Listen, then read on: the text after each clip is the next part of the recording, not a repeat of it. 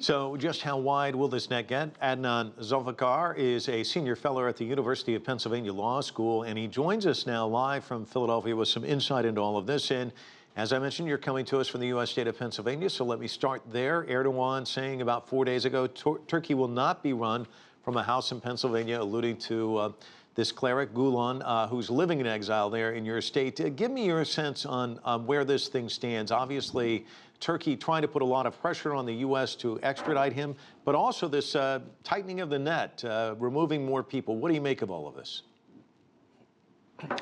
Well, I think, Mike, it's a situation where, beginning with the Gulen case, this is a fight that's been going on between Erdogan and Gulen for the last couple years now.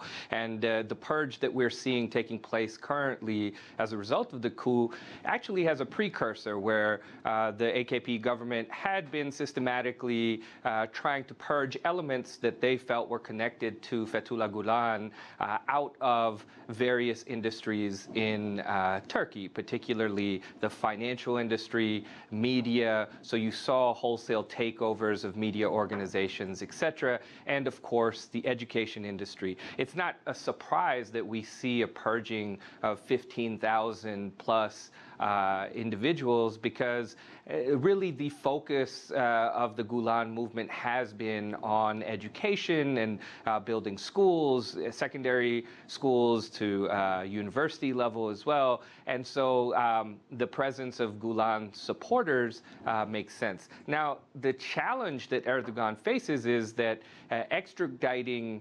Gulen from the United States is not an easy process, and it's not a quick process, and so they're going to have to find some kind of common ground with the United States on this. This takes on a lot of similarities of de-Baathification in Iraq, instituted by Paul Bremer back in 2003. Let's just wipe all these people off the slate. But that, of course, led to a security threat in Iraq. Could that happen here? I mean, we've already had an attempted coup. Can it destabilize Turkey? I think the threat of destabilization may be a bit exaggerated. Gulen has a lot of supporters within the country. There are, of course, other factions in the country that Erdogan and the AKP government feel are a security threat.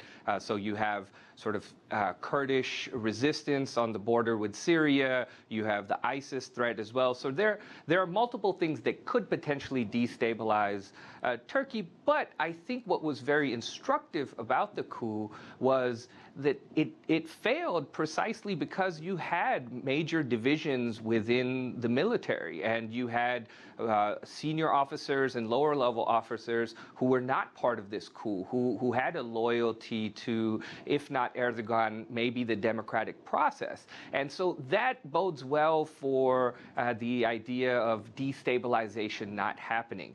But one thing we have to be clear about is the purge that's taking place right now is not unusual when it comes to coups. You know, in the last 65 years, we've had about 500 coups, and one thing that is clear about all of them is subsequent to the coups, you get a more authoritarian government, because whatever paranoia may have existed before, in some respects, now the government feels was justified. So what we may see is the sweeping away of any voices of dissent.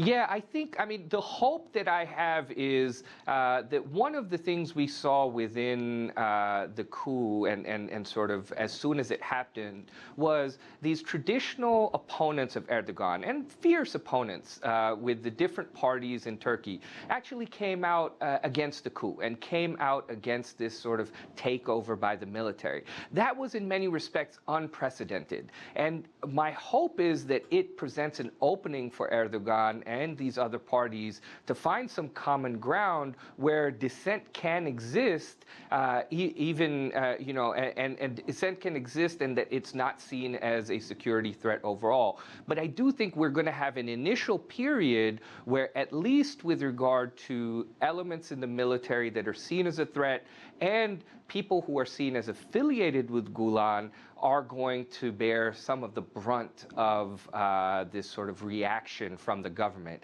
And to some degree, it's not unexpected and it's not unsurprising, although we would want Erdogan to take the higher road. I just don't think that someone who has been really paranoid about the existence of a parallel state and the potential for a coup, to now have a coup occur and then expect him to sort of take the higher road, I think we may be asking a bit too much from him. But the hope is there that he may find some common ground with these other parties who are clearly not involved, and that in the process of purging, he is not overstepping the sort of progress that Turkey has made with regard to issues of due process, human rights, etc.